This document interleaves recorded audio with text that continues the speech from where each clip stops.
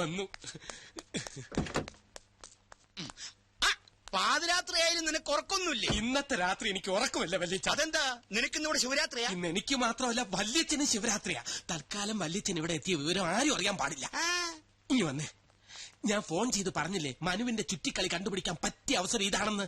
എല്ലാം ഇന്ന് നേരിട്ട് കാണാൻ വല്യച്ഛ. നീ ചുറ്റി വളയാതെ കാര്യം എന്താണെന്ന് പറ ബാലു. അതൊക്കെ ഞാൻ മുറി ചെന്നിട്ട് എല്ലാം വിശദമായിട്ട് ഡീറ്റെയിൽ ആയിട്ട് പറയാം. കാർ മാറ്റിയിടാൻ പറഞ്ഞു.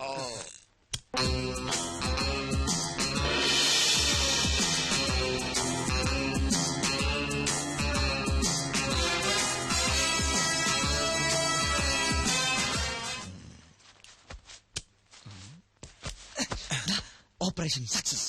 എങ്ങനെയുണ്ട് എന്റെ ഐഡിയ? 104-നകത്ത് എന്നെ ആക്കിയിട്ട് വലിച്ച മുറി പൂട്ടണം. Okay,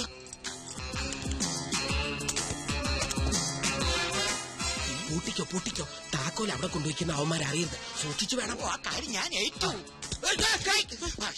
sorry.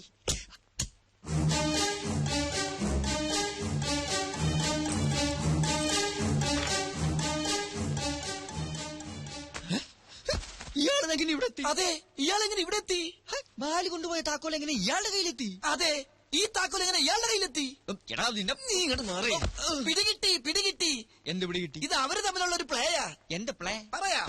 ബാലു കൊണ്ടുപോകുന്ന താക്കോൽ നമ്പ്യാർ തിരികെ കൊണ്ടുവന്ന് വെക്കുന്നു. വീണ്ടും ബാലു കൊണ്ടുപോകുന്നു, നമ്പ്യാർ തിരികെ വെക്കുന്നു. അങ്ങനെ കൊണ്ടുപോകുന്നു. അത് എന്തിനാണെന്നാണ് ചോദിച്ചത്. ഞാൻ പറഞ്ഞില്ലേ ഇതൊക്കെ അവര് തമ്മിലുള്ള ഒരു കളിയാണെന്ന്. എന്ത് കളി? ചുമ്മാ സമയം പോകാനായിട്ട് കിടന്നുറങ്ങടാ. അതായത് മനസ്സിലായില്ലേ?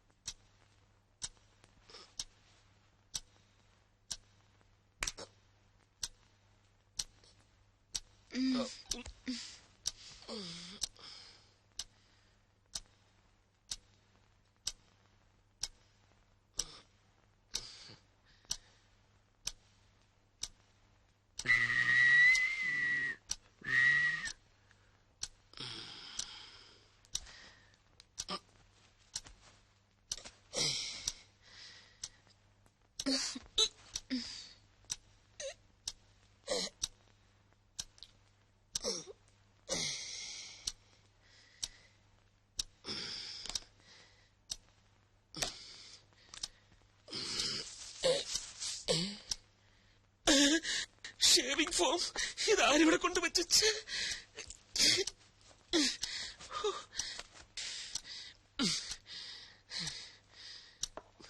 സ്പ്രേ.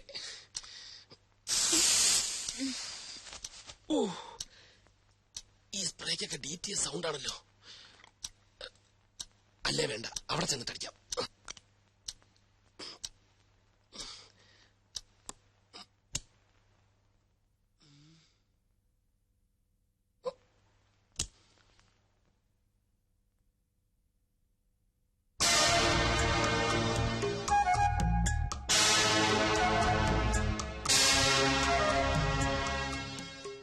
ഭാഗ്യം എല്ലാരും ഉറങ്ങി. ഇവന്മാർ കിടന്ന് ഉറങ്ങിയാൽ മതിയല്ലോ, ഒന്നും അറിയണ്ട. 104 എല്ലാം ക്ലിയർ. ജീവ എന്താടാ? എടാ മനുസാർ വന്ന് താക്കോൽ എടുത്തോണ്ട് പോയി. ഏത് താക്കോല്?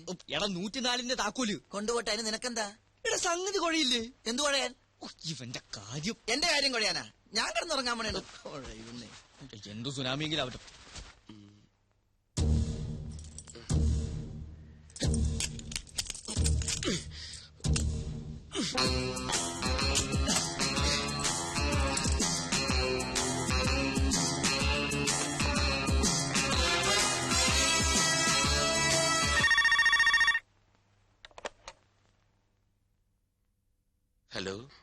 ഹലോ, ഞാനാ മനു.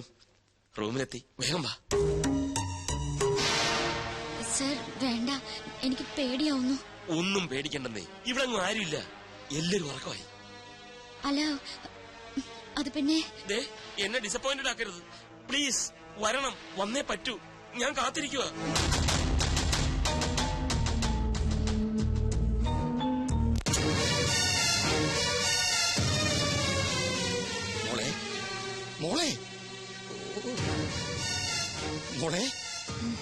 മോളെ രഞ്ജു, എന്തൊരു ഉറക്കം. അച്ഛനോ? അച്ഛനെപ്പോ വന്നു? ഞാനിപ്പോ വന്നേ ഉള്ളൂ. അത് പോട്ടെ, എന്റെ പുന്നാര മരുമോൻ എവിടെ? മനു ഇവിടെ കിടന്നിരുന്നല്ലോ. ബാത്റൂമിലോ മറ്റോ പോയി കാണും. മനുവേട്ടാ, എന്റെ മോളെ അങ്ങനെ വിളിച്ചാലൊന്നും അവൻ കേക്കില്ല. അവൻ എവിടെയുണ്ടെന്ന് ഈ അച്ഛനറിയാം. അച്ഛൻ എന്തായി പറയുന്നേ? ഓ, പാതിരാത്രിയിൽ ഭാര്യയെ മുറിക്കകത്ത് ഉറക്കി കിടത്തിയിട്ട് മുങ്ങുന്നൊരു ഭർത്താവിനെയാണല്ലോ മോളെ നിനക്ക് കിട്ടിയത്. നീ ഇനി ഒന്നും പറയണ്ട, എല്ലാം നേരിട്ട് കണ്ടാലേ നിനക്ക് ബോധ്യാവുള്ളൂ. വന്നേ വാടി. ദേ നോക്ക്, വെറുതെ എന്നെ ക്ഷമ പരീക്ഷിക്കരുത്. തനിക്ക് എന്താ എത്ര പേടി? അതൊന്നും പറഞ്ഞാ പറ്റില്ല, ഒന്നേ പറ്റൂ. 5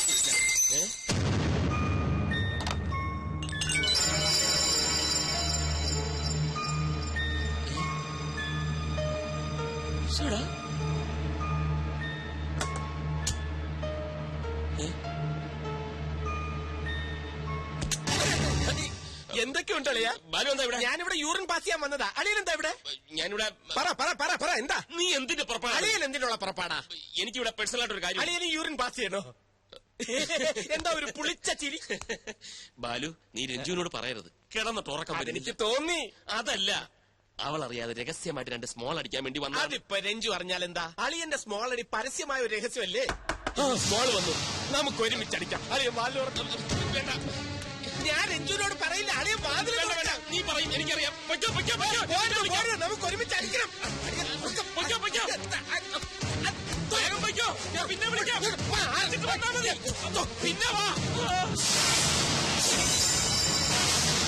മോളല്ല, ബിഗ്ഗ വല്യച്ഛൻ. അമ്മാവനെപ്പോ വന്നു? ഇപ്പൊ പൊട്ടി വീണതേ ഉള്ളൂ. പെട്ടെന്നൊരു ആഗ്രഹം മരുമോനെ ശരിക്കൊന്ന് കാണണം. വരൂ, നമുക്ക് മുറിയിലേക്ക് പോവാം. ഈ 12-ാം മണിക്കൂറിൽ അവിടെ ആ മുറി ഉള്ളപ്പോൾ നിനക്ക് ഇവിടെ ഈ മുറിക്കകത്ത് എന്താ കാര്യം? അത് പിന്നെ ഏത് പിന്നെ? ആ മുറിയിലെ ബാത്റൂമിലെ ഫ്ലഷ് വർക്ക് ചെയ്യുന്നില്ല. ഈ മുറിയിലെ ബാത്റൂമിലെ ഫ്ലഷ് വർക്ക് ചെയ്യുന്നോണ്ടോ നോക്കാൻ വന്നാ. ഇത് നമ്മുടെ മുറിയല്ലേ? പാതിരാത്രിക്ക് നിനക്ക് എന്തിനാടാ പ്രഷർ? എന്താ ലൂസ് മോഷൻ? ഈ അമ്മാവന്റെ നീ മിണ്ടരുത്. തെണ്ടി, നിന്റെ ഈ പ്രായം കഴിഞ്ഞിട്ടാ ഞാനും ഇതുവരെ എത്തിയത്. പക്ഷെ ഇതുപോലെ ഒരു ചെറ്റത്തരം കാണിച്ചിട്ടില്ല. കെട്ടിയ പെണ്ണിനെ ഒറ്റയ്ക്ക് മുറിക്കകത്ത് ഉറക്കി കെടുത്തിയിട്ട് നീ ഇവിടെ പമ്മി ഒന്ന് കയറുന്നത് ഞാൻ എന്റെ കണ്ണുകൊണ്ട് കണ്ടതാ. ഞാൻ മാത്രല്ല, ഇവന് ഞാൻ കണ്ടു. അമ്മാവൻ എന്തൊക്കെയായി പറയുന്നത്? പറയാ മാത്രല്ല, ഇനി പ്രവർത്തിച്ച് ഞാൻ കാണിച്ചു തരാം. രഞ്ജു, നീയെങ്കിലും ഞാൻ പറയുന്നൊന്ന് വിശ്വസിക്കുക. വേണ്ട, എനിക്കെല്ലാം ബോധ്യമായി. ഇത്രയും കാലം മനുവേട്ടനെ വിശ്വസിച്ച ഞാനാ വണ്ടി. എനിക്കിനൊന്നും കേൾക്കണ്ട. രഞ്ജു, നടന്ന കാര്യങ്ങളെല്ലാം നിന്നോട് മാത്രമായി പറഞ്ഞ് ഞാൻ ബോധ്യപ്പെടുത്താം. വേണ്ട, നീ കുറെ കാലായി ഇവളോട് മാത്രമായി പറഞ്ഞ് ബോധ്യപ്പെടുത്തുന്നു. ഇപ്പൊ അവൾക്കെല്ലാം മനസ്സിലായി. രഞ്ജു, നീ ഇതിന് പിന്നെ ദുഃഖിക്കേണ്ടി വരും. അവള് ദുഃഖിക്കില്ല. ഇവളെ പൊന്നുപോലെ നോക്കുന്ന നല്ല അന്തസ്സുള്ള ചെറുപ്പക്കാർ ഈ നാട്ടിലുണ്ട്. അവരോട് തന്നെ കണ്ടുപിടിച്ച് കെട്ടിച്ച് കൊടുക്കും ഞാനിവളെ.